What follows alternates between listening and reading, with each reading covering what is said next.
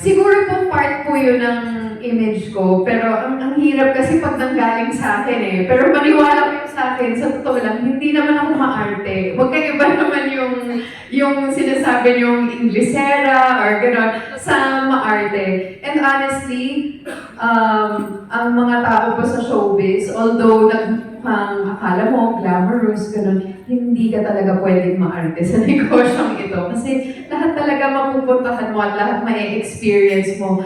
Gagapang at iiyak at sasampal-sampalin ka sa putik. Walang maarting gumagawa nun. So, I'm actually very adventurous and I love to experience new things.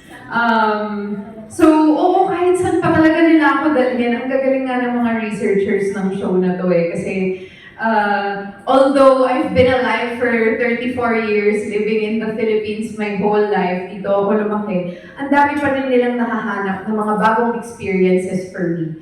So, I think yun din yung mangyayari din sa audience namin. At maging kay SB nga eh, dito na nga siya sa Manila lumaki. And yet, may mga first-time experiences din siyang nangyayari pa rin every day. So, yun yung gusto kong ma-feel din ng audience natin. Kahit dito sila nakatira, ay, di pa natin napuntahan yan, no? Ang dami pa lang pwede pang magawa at ma-experience at mapuntahan at dalhin, pwede kong dalhin dyan si Jowa sa next date namin. Ganun. Ayun. It's actually a very deserving tourist spot na ako, I would gladly take friends or siguro visitors around Manila to really experience the city. I think, yun yung isang bagay na siguro meron sa ibang bansa na wala sa atin dito. For example, pag bumibisita ako sa ibang Asian countries, Thailand, gano'n, doon nila ako mismo iniikot, doon nila pinapakita yung mga, di ba, yung kahit turo-turo lang, pwede nilang ipakita sa atin. Siyempre, dahil sobrang hospitable natin, lagi nating ipapakita kung ano yung punta tayo dito, it's high-end, it's ganyan. Pero, if you think about it, meron yan eh, sa ibang bansa. Meron na yan kung saan sila nanggaling. So, yun yung misconception that I would like to correct, na I believe that Manila in itself is an experience. It's not just a place, but it's also an experience. And it has its own personality na dapat din natin ipagmalaki at ipakita. Well, may hindi pa ako napupuntahan, but apparently, nakita ko lang sa social media yung may bagong attraction, yung Ocean Park. Hopefully, mapuntahan namin. Ano pa ba? Na hindi food?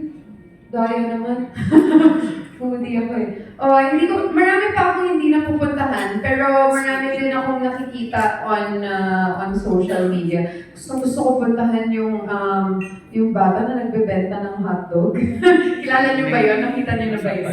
Yun, gusto ko puntahan yun eh. Ayun, marami pa kasing iba. Meron din kaming nagawa na Chinatown episode, and marami akong hindi pa na-experience in terms of mga traditional Chinese medicine that's very available here in Manila. Ayun pa tayo. Mag-add lang ako. Actually, yun din yung isa sa mga purpose ng show. Makita din sa amin, mapuntahan namin yung mga lugar na hindi pa namin napupuntahan. Marami pa akong magagandang lugar at masasarap puntahan sa Maynila. Kaya nga po yun ang ginawa nating show. Hindi lang yung mga alam namin, kundi yung mga hindi pa namin na-explore, hindi pa namin napupuntahan na sa tingin namin talagang deserve mapakita, deserve ma-promote, at deserve mapuntahan. Yun po talaga yung purpose ng Where in Manila.